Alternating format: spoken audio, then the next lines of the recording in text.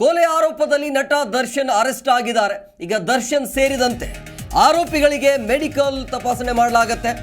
So ಈಗ ಹಾಸ್ಪಿಟಲ್ಗೆ ಆರೋಪಿಗಳನ್ನ ಪೊಲೀಸರು ಕರೆದೊಯ್ಯಲಾಗಿದೆ. ಅಂದರೆ ಪೊಲೀಸರು ಕರ್ಕೊಂಡು ಹೋಗ್ತಾ ಇದ್ದಾರೆ. ವೈದ್ಯಕೀಯ ಟೆಸ್ಟ್ ಬಳಿಕ ಕೋರ್ಟ್ ಮುಂದೆ ಹಾಜರುಪಡಿಸಲಾಗುತ್ತೆ. 24ನೇ ACMM ನ್ಯಾಯಾಲಯಕ್ಕೆ ಪೊಲೀಸರು ಹಾಜರುಪಡಿಸ್ತಾರೆ. ಸೊ ವೈದ್ಯರಿಂದ BP ಆಗಿರ್ಬೋದು, ಶುಗರ್ ಜೊತೆಗೆ ಪಲ್ಸ್ ರೇಟ್, ಇನ್ನುಳಿದಂತೆ ಬೇರೆ ಬೇರೆ ಪರೀಕ್ಷೆ ಇರುತ್ತೆ, ಅದನ್ನ ಟೆಸ್ಟ್ ಮಾಡಲಾಗುತ್ತೆ. ಸೊ ಕೊಲೆ ಆರೋಪದಲ್ಲಿ ನಟ ದರ್ಶನ್ ಬಂಧನ ಆಗಿದ್ದಾರೆ. ಅವರ ಜೊತೆಗೆ ನಟ ದರ್ಶನ್ ಅವರ ಜೊತೆಗೆ ಇರುವಂಥ ಆರೋಪಿಗಳಿಗೆ ಮೆಡಿಕಲ್ ತಪಾಸಣೆ ಮಾಡಲಾಗುತ್ತೆ. ಸೊ ಈಗ ಹಾಸ್ಪಿಟಲ್ಗೆ ಆರೋಪಿಗಳನ್ನ ಕರೆದುಕೊಂಡು ಹೋಗ್ತಾ ಇದ್ದಾರೆ ಪೊಲೀಸರು. ಸೊ ವೈದ್ಯಕೀಯ ಟೆಸ್ಟ್ ಬಳಿಕ ಕೋರ್ಟ್ ಮುಂದೆ ಹಾಜರುಪಡಿಸಲಾಗುತ್ತೆ, ವಿಚಾರಣೆ ಆಗಬೇಕಾಗತ್ತೆ. ಏನಿಲ್ಲ ಅಂದರೆ ಹೇಗಿದ್ದಾರೆ ಅಂಥೇಳಿ ನಾರ್ಮಲ್ ಆಗಿ ಚೆಕ್ ಮಾಡ್ತಾರೆ. ವೈದ್ಯರಿಂದ BP ಆಗಿರ್ಬೋದು, ಶುಗರ್, ಪಲ್ಸ್ ರೇಟ್ ಮತ್ತು ಬೇರೆ ಬೇರೆ ರೀತಿಯ ಪರೀಕ್ಷೆಗಳು ಇರುತ್ತೆ, ಅದನ್ನು ಚೆಕ್ ಮಾಡ್ತಾರೆ. ಎಲ್ಲರೂ ಕೂಡ ಚೆನ್ನಾಗಿ ಇರ್ತಾರೆ, ಏನು ಸಮಸ್ಯೆ ಏನಿಲ್ಲ, ಅದು ಬೇಗನೆ ಮುಗಿದ್ಬಿಡುತ್ತೆ. ಬಟ್ ಈ ಒಂದು ಕೊಲೆಯ ಪ್ರಕರಣಕ್ಕೆ ಸಂಬಂಧಪಟ್ಟಂತೆ ನಟ ದರ್ಶನ್ ಅವರ ಸಮ್ಮುಖದಲ್ಲೇ ಒಬ್ಬ ಅಭಿಮಾನಿಯನ್ನು ಕೊಲೆ ಮಾಡಿದ್ದಾರೆ ಅಂತ ಹೇಳಿದ್ರೆ ದರ್ಶನ್ಗೆ ಏನು ಹೇಳಬೇಕು ಅನ್ನೋದೇ ಗೊತ್ತಾಗ್ತಾ ಇಲ್ಲ.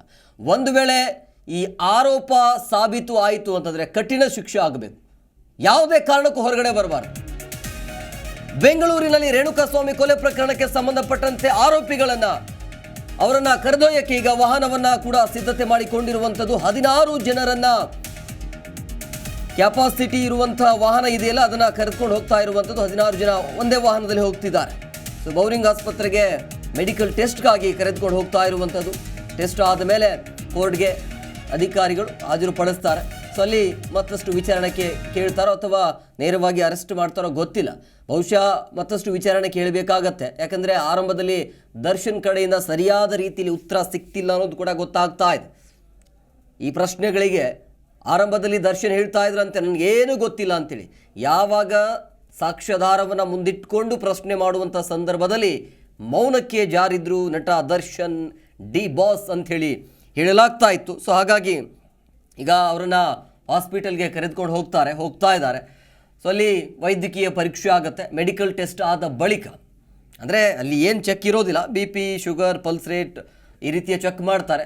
ಅದಾದ ನಂತರ ಮುಂದೆ ಏನು ಮಾಡಬಹುದು ಅನ್ನೋದು ಅಂದರೆ ಏನಿಲ್ಲ, ಅಧಿಕಾರಿಗಳ ಮುಂದೆ ಕರ್ಕೊಂಡು ಹೋಗ್ತಾರೆ, ಅಲ್ಲಂದರೆ ಕೋರ್ಟ್ಗೆ ಹಾಜರುಪಡಿಸ್ತಾರೆ. ಅಲ್ಲಿ ನ್ಯಾಯಾಧೀಶರು ಏನು ಹೇಳ್ತಾರೆ ಅದರ ಮೇಲೆ ಡಿಪೆಂಡ್ ಆಗುತ್ತೆ. ಮತ್ತು ಒಂದು 8 ರಿಂದ 10 ದಿನಗಳ ಕಾಲ ಕಸ್ಟಡಿಗೆ ಕೇಳುವಂಥ ಸಾಧ್ಯತೆ ಇರುತ್ತೆ. ಮತ್ತಷ್ಟು ವಿಚಾರಣೆ ಆಗಬೇಕಾಗತ್ತೆ. ಬಹಳ ಮುಖ್ಯವಾಗಿ ಒಂದು ಬೇಸರದ ಸಂಗತಿ ಏನು ಅಂತಂದರೆ ಅಭಿಮಾನಿಯನ್ನು ಕೊಂದಾಗ್ಬಿಟ್ರಲ್ಲ ಅನ್ನುವಂಥ ಬೇಸರ. ಬಟ್ ಅದು ನಿಜವಾಗ್ಲೂ ಕೂಡ ನಟ ದರ್ಶನ್ ಸ್ಯಾಂಡಲ್ವುಡ್ನ ದೊಡ್ಡ ಹೀರೋ, ಅವರನ್ನು ಫಾಲೋ ಮಾಡ್ತಿರ್ತಾರೆ, ಅವರೇ ಆಗಿರುವಂಥ ಅಭಿಮಾನಿಗಳು ಬಳಗ ಇರ್ತಾರೆ. ಬಟ್ ಅಭಿಮಾನಿಗಳಿಗೆ ಇವರು ಏನು ಸಂದೇಶವನ್ನು ಕೊಡ್ತಾ ಇದ್ದಾರೆ? ಒಂದು ಬ್ಯಾಡ್ ಕಾಮೆಂಟ್, ಈಗ ಸಾಮಾಜಿಕ ಜಾಲತಾಣದಲ್ಲಿ ನೀವು ಇರ್ತೀರಿ ಅಥವಾ ಸೆಲೆಬ್ರಿಟಿ ಅಂತ ಹೇಳಿದಾಗ ನಿಮಗೆ ಒಂದು ಒಳ್ಳೆಯ ಕಾಮೆಂಟ್ಸ್ ಕೂಡ ಬರುತ್ತೆ, ಕೆಟ್ಟ ಕಾಮೆಂಟ್ಸ್ ಕೂಡ ಬರುತ್ತೆ. ಸೊ ಹಾಗಾಗಿ ಈಗ 10 ಜನ ಒಳ್ಳೆಯವರಿದ್ದರೆ ನೀವು 2-3 ಅದನ್ನು ಕೆಟ್ಟದಾಗಿ ಕಾಮೆಂಟ್ ಮಾಡೋರು ಕೂಡ ಇರ್ತಾರೆ. ಸೊ ಅದರ ಬಗ್ಗೆ ನೀವು ಯಾಕೆ ತಲೆ ಕೆಡಿಸ್ಕೊಡ್ತೀರಿ ಅಂತೇಳಿ. ಹಾಗಂತೇಳಿ ಕೆಟ್ಟದಾಗಿ ಕಾಮೆಂಟ್ಸ್ ಮಾಡಿದ್ದು ಒಳ್ಳೆಯದು ಅಂತ ಹೇಳ್ತಾ ಇಲ್ಲ. ಆತನಿಗೆ ವಾರ್ನ್ ಮಾಡಬಹುದಾಗಿತ್ತು, ಕರೆಸಿ ಮೊದಲ ಸಾರಿ ವಾರ್ನ್ ಮಾಡಬಹುದಾಗಿತ್ತು, ನೆಕ್ಸ್ಟ್ ಈ ಟೈಮ್ ಆಗೋದು ಬೇಡ ಅಂಥೇಳಿ. ಆದರೆ ದುಡುಕಿನ ನಿರ್ಧಾರವನ್ನು ತೆಗೆದುಕೊಂಡಿದ್ದಾರೆ. ಯಾವುದೋ ಶೆಡ್ಡಲ್ಲಿ ಕರ್ಕೊಂಡು ಹೋಗಿ 4 ಜನ ಬೌನ್ಸರ್, ಪವಿತ್ರ ಗೌಡ, ದರ್ಶನ್ ಅವರ ಸಮ್ಮುಖದಲ್ಲೇ ಕೊಲೆ ಆಗಿದೆ. ಆ ಕೊಲೆ ಆದ ನಂತರ ಪವಿತ್ರ ಗೌಡರ ಮೇಲೂ ಕೂಡ ಹಲ್ಲೆ ಮಾಡಿದ್ದ ದರ್ಶನ್ ಅನ್ನೋದು ಕೂಡ ಗೊತ್ತಾಗ್ತಾ ಇದೆ. ಯಾಕಂದರೆ ಇದೆಲ್ಲ ಆಗಿದ್ದು ನಿನ್ನಿಂದಾನೆ ಅಂಥೇಳಿ. ಈ ಬಗ್ಗೆ ಮತ್ತಷ್ಟು ಮಾಹಿತಿ ನೀಡ್ತಾರೆ ನಮ್ಮ ಪ್ರತಿನಿಧಿ ವಿಶ್ವನಾಥ್, ಫೋನ್ ಸಂಪರ್ಕದಲ್ಲಿದ್ದಾರೆ. ವಿಶ್ವನಾಥ್, ಈಗ ಆರೋಪಿಗಳಿಗೆ ಮೆಡಿಕಲ್ ಟೆಸ್ಟ್ ಆಗಿದೆಯಾ, ಹೇಗೆ?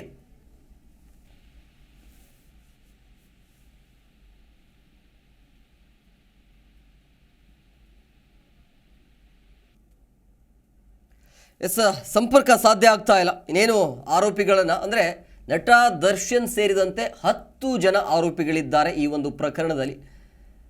ಪಾಪ ಚಿತ್ರದುರ್ಗದಿಂದ ಬೆಂಗಳೂರಿಗೆ ಕರೆಸಿ ಮಾತನಾಡ್ತೀವಿ ಅಂಥೇಳಿ ಯಾವುದೋ ಒಂದು ವಿಚಾರಕ್ಕಾಗಿ ಕರೆಸಿ ಈ ರೀತಿಯಾಗಿ ಕಗ್ಗೋಲೆ ಮಾಡ್ತಾರಲ್ಲ, ಕೊಂದು ಬಿಸಾಕ್ತಾರಲ್ಲ, ಏನು ಹೇಳಬೇಕು ಇಂಥವ್ರಿಗೆ ಅಂತೇಳಿ. ಇವಾಗ ಮತ್ತಷ್ಟು ಮಾಹಿತಿ ನೀಡ್ತಾರೆ ನಮ್ಮ ಪ್ರತಿನಿಧಿ ವಿಶ್ವನಾಥ್, ಫೋನ್ ಸಂಪರ್ಕದಲ್ಲಿದ್ದಾರೆ. ವಿಶ್ವನಾಥ್, ಈಗ ಸಂಪರ್ಕ ಯಾಕೋ ಸಾಧ್ಯ ಆಗ್ತಾ ಇಲ್ಲ, ಅಲ್ಲಿ ಸಾಕಷ್ಟು ಜನ ಇದ್ದಾರೆ ಅಂತ ಅನ್ಸುತ್ತೆ. ಯಾಕಂದರೆ ಅಲ್ಲಿ ನಮ್ಮ ಪ್ರತಿನಿಧಿ ಅಲ್ಲೇ ಇರೋದು. ನಟ ದರ್ಶನ್ ಮತ್ತು ಆರೋಪಿಗಳಿಗೆ ಮೆಡಿಕಲ್ ತಪಾಸಣೆ ನಡೀತಾ ಇದೆ. ಸೊ ವೈದ್ಯರಿಂದ ಸಹಜವಾಗಿ BP, ಶುಗರ್, ಪಲ್ಸ್ ರೇಟ್ ಬೇರೆ ಬೇರೆ ರೀತಿಯ ಚೆಕ್ ಮಾಡ್ತಾರೆ. ಎಲ್ಲರೂ ಕೂಡ ಚೆನ್ನಾಗೇ ಇದ್ದಾರೆ, ಅವ್ರಿಗೇನಾಗಿರುತ್ತೆ, ಅವ್ರಿಗೇನು ಆಗಿರಲಿಕ್ಕಿಲ್ಲ. ಬಟ್ ಇವರು ಏನು ಸಂದೇಶವನ್ನು ಕೊಡ್ತಿದ್ದಾರೆ ಅಂಥೇಳಿ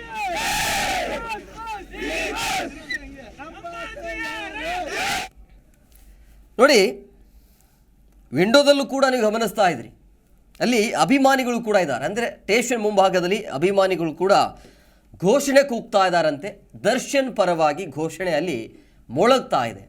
ಅಂದರೆ ದರ್ಶನ್ದು ಏನು ತಪ್ಪಿಲ್ಲ ಅಂಥೇಳಿ.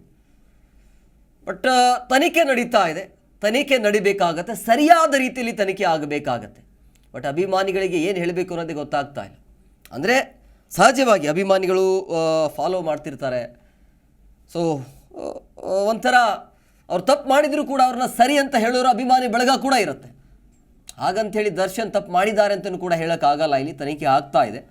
ಬಟ್ ಅವರ ಹೆಸರು ಅಂತೂ ಇಲ್ಲಿ ಉಲ್ಲೇಖ ಇರುವಂಥದ್ದು. ಯಾಕಂದರೆ ಆರೋಪಿಗಳು, ಅಂದರೆ ಅರೆಸ್ಟ್ ಆಗಿರುವಂಥ ಆರೋಪಿಗಳು ಏನಿದ್ದಾರಲ್ಲ, ಅವರು ತಪ್ಪೊಪ್ಪಿಕೊಂಡಿದ್ದಾರೆ. ದರ್ಶನ್ ಅವರ ಮಾರ್ಗದರ್ಶನದಲ್ಲೇ, ಅವರು ಹೇಳಿರುವ ಹಾಗೆಯೇ, ದರ್ಶನ್ ಅವರ ಸೂಚನೆಯಂತೆ ನಾವು ಕೊಲೆ ಮಾಡಿದ್ದೀವಿ ಅಂಥೇಳಿ. ಹಾಗಾಗಿ ದರ್ಶನ್ ಅವ್ರನ್ನ ಕರೆಸಿ ಅಲ್ಲಿ ವಿಚಾರಣೆ ನಡೀತಾ ಇದೆ, ಅರೆಸ್ಟ್ ಮಾಡಲಾಗಿದೆ. ಪವಿತ್ರ ಅವ್ರನ್ನೂ ಕೂಡ ಅರೆಸ್ಟ್ ಮಾಡಿದ್ದಾರೆ. ಈ ಹಿಂದೆ ಪವಿತ್ರ ಮತ್ತು ದರ್ಶನ್ ನಡುವೆ ಯಾವ ರೀತಿಯಾಗಿ ಆ ಸಂಬಂಧ ಇತ್ತು ಅನ್ನೋದನ್ನು ಸ್ವತಃ ಪವಿತ್ರ ಗೌಡನೇ ಹೇಳಿಕೊಂಡಿರೋದನ್ನು ಕೂಡ ನೀವು ನೋಡಿದಿರಿ. ಆವಾಗ ವಿಜಯಲಕ್ಷ್ಮಿ ಅಂದರೆ ದರ್ಶನ್ ಅವರ ಮಡದಿ, ಆ ಟೈಮಲ್ಲಿ ಇಬ್ಬರ ನಡುವೆ ಏನೇನು ಕಿತ್ತಾಟ ಆಯಿತು, ಏನೇನು ನಡೀತು ಅನ್ನೋದು ಕೂಡ ನಿಮಗೆಲ್ಲರಿಗೂ ಕೂಡ ಗೊತ್ತಿರುವಂಥ ವಿಚಾರ. ಯಾವಾಗ ದರ್ಶನ್ ಪತ್ನಿ ವಿಜಯಲಕ್ಷ್ಮಿ ಅವರು ರೊಚ್ಚಿಗೆದ್ದಾದ ನಂತರ ಒಂದು ಪೋಸ್ಟ್ ಮಾಡ್ತಾರೆ, ಈ ಪವಿತ್ರ ಗೌಡ ಈ ಕರ್ಮ ರಿಟರ್ನ್ ಬರುತ್ತೆ ಅಂಥೇಳಿ. ಇದೇನಾ ಕರ್ಮ ಗೊತ್ತಿಲ್ಲ. ಒಂದು ಹೆಣ್ಣಿನ ಮಾತು ಕೇಳಿ. ಈಗ ದರ್ಶನ್ ಮತ್ತು ಪವಿತ್ರ ನಡುವೆ ಇಬ್ಬರು ಸ್ನೇಹಿತರು ಅಂತ ಹೇಳ್ತಾ ಇದ್ದಾರೆ. ಸ್ನೇಹಿತರು ಏನೋ ಗೊತ್ತಿಲ್ಲ. 10 ವರ್ಷದ ನಮ್ಮ ಸ್ನೇಹ ಇದೆ ಅಂತೇಳಿ ಪವಿತ್ರ ಅವ್ರು ಹೇಳ್ತಾ ಇದ್ದಾರೆ. RR ನಗರದಲ್ಲಿ ದರ್ಶನ್ ಅವ್ರ ಮನೆ ಇದೆ, ಆಮೇಲೆ ಪವಿತ್ರ ಗೌಡ ಅವ್ರ ಮನೆ ಕೂಡ ಅಲ್ಲೇ ಇದೆ. ಸೊ ಅದು ಬೇರೆ ವಿಚಾರ, ಅದು ಅವರ ವೈಯಕ್ತಿಕ ವಿಚಾರ. ಬಟ್ ಇಲ್ಲಿ ಕೊಲೆ ಅಂತ ಬಂದಾಗ ಒಬ್ಬ ಅಮಾಯಕರನ್ನು ಸಾಯಿಸಿಬಿಟ್ರಲ್ಲ ಅನ್ನೋದು.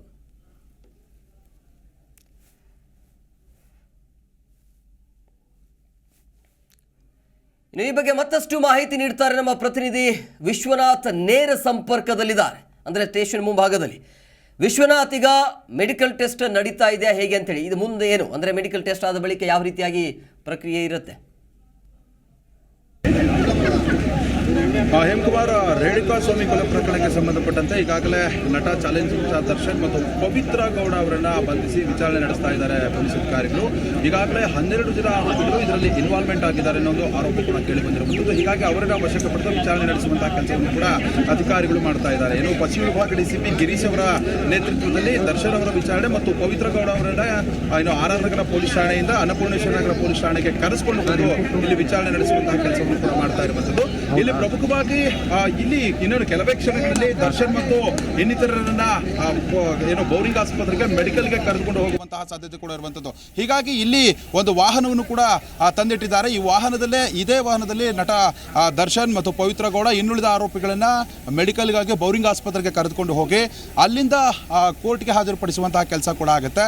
ಮತ್ತು ಈ ಪ್ರಕರಣದ ತೀವ್ರತೆ ಏನಿದೆ, ಈ ಪ್ರಕರಣದಲ್ಲಿ ದರ್ಶನ್ ಅವರ ಇನ್ವಾಲ್ವ್ಮೆಂಟ್ ಏನಿದೆ ಮತ್ತು ದರ್ಶನ್ ಅವರ ಸಹಚರ ಏನು ಜೊತೆಗಿರುವಂಥವ್ರು ಏನು ಈ ಕೊಲೆ ಆರೋಪವನ್ನು ಎದುರಿಸ್ತಾ ಇದ್ದಾರೆ, ಅವರೆಲ್ಲರ ಕೆಲವೊಂದು ಮಾಹಿತಿಗಳನ್ನು ಮತ್ತು ಸಾಕ್ಷ್ಯಾಧಾರಗಳನ್ನು ಕಲೆಕ್ಟ್ ಮಾಡುವಂತಹ ಕೆಲಸ ಆಗಬೇಕಾಗುತ್ತೆ. ಹೀಗಾಗಿ ಮೆಡಿಕಲ್ಗೆ ಅವರನ್ನು ಕರೆದುಕೊಂಡು ಹೋಗಿ ಅದಾದಮೇಲೆ ಕೋರ್ಟ್ಗೆ ಹಾಜರುಪಡಿಸಿ ಕಸ್ಟಡಿಗೂ 10 ದಿನ ಕೇಳುವಂತಹ ಸಾಧ್ಯತೆ ಕೂಡ ಇರುವಂಥದ್ದು. ಈಗಾಗಲೇ ಪೊಲೀಸ್ ಅಧಿಕಾರಿಗಳು ಬಲ್ಲ ಮೂಲಗಳ ಪ್ರಕಾರ ದರ್ಶನ್ ಅವರ ಇನ್ವಾಲ್ವ್ಮೆಂಟ್ ಇದರಲ್ಲಿ ಪ್ರಮುಖವಾಗಿ ದರ್ಶನ್ ಅವರ ಲಾಕ್ ಮಾಡೋದಕ್ಕೆ ಪೊಲೀಸ್ ಅಧಿಕಾರಿಗಳು ಕೂಡ ಕೆಲವೊಂದು ಸಾಕ್ಷ್ಯಾಧಾರಗಳನ್ನು ಪ್ರಾಥಮಿಕ ಹಂತದಲ್ಲೇ ಏನೆಲ್ಲ ಸಾಕ್ಷ್ಯಾಧಾರಗಳನ್ನು ಕಲೆಕ್ಟ್ ಮಾಡ್ಕೋಬೇಕೋ ಅದೆಲ್ಲವನ್ನು ಕೂಡ ಕಲೆಕ್ಟ್ ಮಾಡ್ಕೊಂಡಿರುವಂಥದ್ದು. ಯಾಕಂತಂದರೆ ಪ್ರಮುಖವಾಗಿ ನಟ ಚಾಲೆಂಜಿಂಗ್ ಸ್ಟಾರ್ ದರ್ಶನ್ ಅವರಿಗೆ ಸಾಕಷ್ಟು ಅಭಿಮಾನಿಗಳು ಇರುವಂಥದ್ದು. ಹೀಗಾಗಿ ದರ್ಶನ್ ಅವರನ್ನ ಏಕಾಏಕಿ ಬಂಧನ ಮಾಡಿದ್ರೆ ಇಲ್ಲಿ ಲಾ ಆ್ಯಂಡ್ ಆರ್ಡರ್ ಇಶ್ಯೂ ಆಗುತ್ತೆ. ಅದೇ ರೀತಿಯಾಗಿ ಅಭಿಮಾನಿಗಳು ಕೂಡ ಪ್ರತಿಭಟನೆ ನಡೆಸುವಂತಹ ಕೆಲಸ ಕೂಡ ಆಗುತ್ತೆ. ಹೀಗಾಗಿ ಸೂಕ್ಷ್ಮವಾಗಿ ಪೊಲೀಸರು ಕೂಡ ಸಕಲ ರೀತಿಯಲ್ಲೂ ಸಿದ್ಧತೆಯನ್ನು ಕೈಗೊಂಡು ಮತ್ತು ಟವರ್ನಂಪ್ ಆಧಾರದ ಮೇಲೆ ಕೆಲವೊಂದು ಸಾಕ್ಷ್ಯಾಧಾರಗಳು ಅಂತಂದರೆ ಪ್ರಾಥಮಿಕ ಸಾಕ್ಷ್ಯಾಧಾರಗಳನ್ನು ಕಲೆಕ್ಟ್ ಮಾಡಿಕೊಂಡು ಈಗ ದರ್ಶನ್ ಅವರನ್ನ ಬಂಧನ ಮಾಡಿದ್ದಾರೆ ಅನ್ನೋದು ಮಾಹಿತಿ ಕೂಡ ಸಿಕ್ಕಿರುವಂಥದ್ದು. ಇಲ್ಲಿಂದ ಬೌರಿಂಗ್ ಆಸ್ಪತ್ರೆಗೆ ಆರೋಪಿಗಳನ್ನು ಕರೆದುಕೊಂಡು ಹೋಗಿ ಅದಾದ ಅದಾದಮೇಲೆ ಮೆಡಿಕಲ್ ಟೆಸ್ಟ್ ಆದಮೇಲೆ ಕೋರ್ಟ್ಗೂ ಕೂಡ ಹಾಜರುಪಡಿಸ್ತಾರೆ. ಇಲ್ಲಿ ಪ್ರಮುಖವಾಗಿ ಪವಿತ್ರ ಗೌಡ ಅವರ ಒಂದು ಪೋಸ್ಟ್ಗೆ ಕಾಮೆಂಟ್ ಮಾಡಿದ್ದಾರೆ ಮತ್ತು ಅದರಲ್ಲಿ ಕೆಟ್ಟ ಶಬ್ದಗಳನ್ನು ಬಳಸಲಾಗಿತ್ತು ಅನ್ನೋ ಒಂದು ಆರೋಪದ ಮೇರೆಗೆ ಚಿತ್ರದುರ್ಗದಿಂದ ದರ್ಶನ್ ಅವರ ಒಂದು RR ನಗರದ ನಿವಾಸದೇನಿದೆ ಆ ನಿವಾಸದ ಬಳಿ ಇರುವಂತಹ ಒಂದು ಶೆಡ್ಗೆ ಕರೆಸ್ತಾರೆ.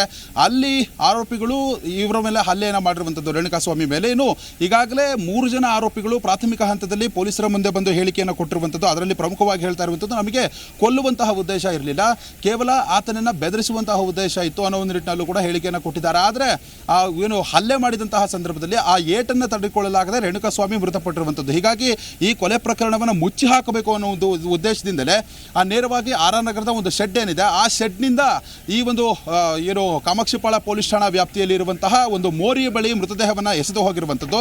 ಆ ಮೃತದೇಹವನ್ನು ಎಸೆದು ಹೋಗಿ ತದನಂತರ 3 ಜನ ಆರೋಪಿಗಳು ಇಲ್ಲಿ ದರ್ಶನ್ ಅವರ ಇನ್ವಾಲ್ವ್ಮೆಂಟ್ ಇರಬಾರ್ದು, ಅದು ಗೊತ್ತಾಗಬಾರ್ದು ಅನ್ನೋ ಒಂದು ನಿಟ್ಟಿನಲ್ಲಿ, ಅದನ್ನು ಕೂಡ ತೋರಿಸ್ಕೋಬಾರ್ದು ಅನ್ನೋ ಒಂದು ನಿಟ್ಟಿನಲ್ಲಿ ಪೊಲೀಸರ ಮುಂದೆ ಬಂದು ಇನ್ನು ಸರೆಂಡರ್ ಆಗ್ತಾ ಇರುವಂಥದ್ದು. ಸರೆಂಡರ್ ಆಗಿದ್ದಾರೆ. ಆದರೆ ಪೊಲೀಸರಿಗೂ ಕೂಡ ಇಲ್ಲಿ ಸಾಕಷ್ಟು ಅನುಮಾನಗಳು ಕೂಡ ವ್ಯಕ್ತವಾಗುತ್ತೆ. ಟವಣಪ್ಪ ಆಧಾರದ ಮೇಲೆ ಮತ್ತು ಈತ ಏನು ಮೃತಪಟ್ಟಿರ್ತಾನೆ ವ್ಯಕ್ತಿ, ಆತನ ಮೊಬೈಲ್ ನೆಟ್ವರ್ಕನ್ನು ಪರಿಶೀಲನೆ ನಡೆಸಿದಂತಹ ಸಂದರ್ಭದಲ್ಲಿ RR ನಗರ ದರ್ಶನ್ ಅವರ ಮನೆ ಏನಿದೆ ಅಲ್ಲೇ ಈತ ಓಡಾಡಿದ್ದಾನೆ ಅನ್ನೋ ಒಂದು ಮಾಹಿತಿ ಕೂಡ ಸಿಕ್ಕಿರುವಂಥದ್ದು ಪೊಲೀಸರಿಗೆ. ಹೀಗಾಗಿ ದರ್ಶನ್ ಅವರ ಇನ್ವಾಲ್ವ್ಮೆಂಟ್ ಇಲ್ಲಿ ಪ್ರಾಥಮಿಕ ಹಂತದಲ್ಲಿ ಸ್ಪಷ್ಟವಾಗ್ತಾ ಇರೋದ್ರಿಂದ ಅವರನ್ನು ಮೈಸೂರಿನಿಂದ ಬಂಧಿಸಿ ಇಲ್ಲಿ ಕರೆತಂದು ಅನ್ನಪೂರ್ಣೇಶ್ವರ ನಗರ ಪೊಲೀಸ್ ಠಾಣೆಯಲ್ಲಿ ವಿಚಾರಣೆಯನ್ನು ನಡೆಸ್ತಾ ಇರುವಂಥದ್ದು.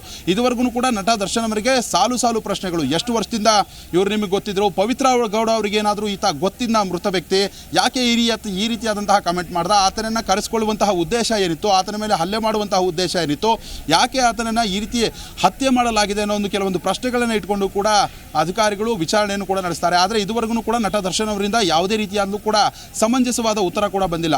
ಇನ್ನು ಮತ್ತೊಂದು ಕಡೆಯಲ್ಲಿ ನಟ ದರ್ಶನ್ ಅಭಿಮಾನಿಗಳು ಕೂಡ ಕೆಲವೊಬ್ಬರು ಇಲ್ಲಿ ಪೊಲೀಸ್ ಠಾಣೆಯ ಬಳಿ ಬಂದು ಇಲ್ಲೇನೋ ಪೊಲೀಸರು ಬಂದೋಬಸ್ತನ್ನು ಮಾಡಿದ್ದಾರೆ, ಅಲ್ಲೇ ನಿಂತ್ಕೊಂಡು ದರ್ಶನ್ ಅವ್ರಿಗಾಗಿ ದರ್ಶನ್ ಏನಾದರೂ ಕಾಣಿಸ್ತಾರ ಅನ್ನೋ ಒಂದು ನಿಟ್ಟಿನಲ್ಲೂ ಕೂಡ ಕಾಯ್ತಾ ಇರುವಂಥದ್ದು. ಇಲ್ಲಿ ದೃಶ್ಯಾವಳಿಗಳಲ್ಲಿ ತೋರಿಸ್ತಾ ಹೋಗ್ತೀನಿ.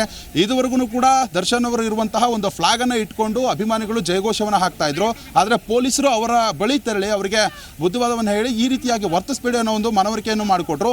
ಅದಾದಮೇಲೆ ದರ್ಶನ್ ಅಭಿಮಾನಿಗಳು ಕೂಡ ಈ ಜಯಘೋಷ ಹಾಕೋದಾಕಿರ್ಬೋದು, ಇನ್ನುಳಿದಂತಹ ಈ ಒಂದು ಕೆಲಸ ಏನು ಮಾಡ್ತಾ ಇದ್ರು ಅದನ್ನು ಕೂಡ ಈಗ ಸ್ಟಾಪ್ ಮಾಡಿರುವಂಥದ್ದು. ಒಟ್ಟಾರೆಯಾಗಿ ನಟ ದರ್ಶನ್ ಅವರನ್ನು ಈಗಾಗಲೇ ಏನು ವಶಕ್ಕೆ ಪಡೆಯಲಾಗಿದೆ. ಇನ್ನೊಂದು ಕೆಲವೇ ಕ್ಷಣಗಳಲ್ಲಿ ಇಲ್ಲಿರುವಂತಹ ವಾಹನದ ಮುಖಾಂತರ ಅವರನ್ನು ಮೆಡಿಕಲ್ಗೆ ಕರೆದುಕೊಂಡು ಹೋಗಿ ಅದಾದಮೇಲೆ ಕೋರ್ಟ್ಗೂ ಕೂಡ ಹಾಜರುಪಡಿಸಿ 10 ದಿನಗಳ ಕಾಲ ಕಸ್ಟಡಿಗೆ ಪಡೆಯುವಂತಹ ಕೆಲಸ ಕೂಡ ಆಗುತ್ತೆ. 10 ದಿನ ಕಸ್ಟಡಿಗೆ ಪಡೆದು ಸ್ಥಳ ಮಹಾಜರು ಮಾಡುವಂತಹ ಕೆಲಸ ಮತ್ತು ಟೆಕ್ನಿಕಲ್ ಎವಿಡೆನ್ಸ್ಗಳ ಆಧಾರದ ಮೇಲೆ ಸಾಕ್ಷ್ಯಾಧಾರಗಳನ್ನು ಕಲೆ ಕೂಡ ಹಾಕಬೇಕಾಗುತ್ತೆ. ಅದಾದಮೇಲೆ ಸ್ಥಳ ಮಹಾಜರು ಸಂದರ್ಭದಲ್ಲಿ ಏನೆಲ್ಲ ಸಾಕ್ಷ್ಯಗಳನ್ನು ಕಲೆಕ್ಟ್ ಮಾಡಬೇಕು ಅದನ್ನು ಕೂಡ ಮಾಡ್ತಾರೆ. ಆಮೇಲೆ ಆರೋಪಿಗಳ ಒಂದು ಹೇಳಿಕೆಯನ್ನು ಕೂಡ ದಾಖಲು ಮಾಡಿಕೊಳ್ಬೇಕಾಗತ್ತೆ. ಈ ಆರೋಪಿಗಳ ಹೇಳಿಕೆ ಕೂಡ ಇಲ್ಲಿ ಪ್ರಮುಖವಾಗಬೇಕಾಗುತ್ತೆ. ಮತ್ತು ಈ ಆರೋಪಿಯನ್ನು ಯಾರು ಕರ್ಕೊಂಡು ಬಂದು ಇಲ್ಲಿ ಮೇಲ್ನೋಟಕ್ಕೆ ಒತ್ತಾಯಪೂರ್ವಕವಾಗಿ ಆತನನ್ನು ಕರೆದುಕೊಂಡು ಬಂದ್ರ ಅಥವಾ ಫೋನ್ ಮುಖಾಂತರ ಕರೆ ಮಾಡಿ ರೇಣುಕಾಸ್ವಾಮಿಯನ್ನು ಕರೆಸ್ಕೊಂಡ್ರ ಅನ್ನೋ ಒಂದು ನಿಟ್ಟಿನಲ್ಲೂ ಕೂಡ ಸಾಕಷ್ಟು ಅನುಮಾನಗಳು ಕೂಡ ಇರುವಂಥದ್ದು. ಹೀಗಾಗಿ ಎಲ್ಲೋ ಒಂದು ಕಡೆ ಈ ಆಯಾಮದಲ್ಲೂ ಅಧಿಕಾರಿಗಳು ತನಿಖೆ ನಡೆಸಬೇಕಾಗುತ್ತೆ. ಒಟ್ಟಾರೆಯಾಗಿ ಕೊಲೆ ಆರೋಪ ಪ್ರಕರಣದಲ್ಲಿ ನಟ ದರ್ಶನ್ ಅವರು ಲಾಕ್ ಆಗಿದ್ದಾರೆ. ಅವರ ಜೊತೆ ಅವರ ಸ್ನೇಹಿತೆ ಪವಿತ್ರ ಗೌಡ ಕೂಡ ಲಾಕ್ ಆಗಿರುವಂಥದ್ದು. ಇನ್ನುಳಿದ ಆರೋಪಿಗಳನ್ನು ಕೂಡ ಮೆಡಿಕಲ್ ಟೆಸ್ಟ್ಗೆ ಕರೆದೊಯ್ದು ಮೆಡಿಕಲ್ ಟೆಸ್ಟ್ ನಂತರ ನೇರವಾಗಿ ಜಡ್ಜ್ ಮುಂದೆ ಹಾಜರುಪಡಿಸಿ 10 ದಿನಗಳ ಕಾಲ ಕಸ್ಟಡಿಗೆ ಕೇಳುವಂತಹ ಪ್ರಕ್ರಿಯೆಯನ್ನು ಅಧಿಕಾರಿಗಳು ಮಾಡ್ತಾರೆ. Hemakumar. Okay, thank you Vishwanath ನಿಮ್ಮೆಲ್ಲ ಡೀಟೇಲ್ಸ್ಗಾಗಿ.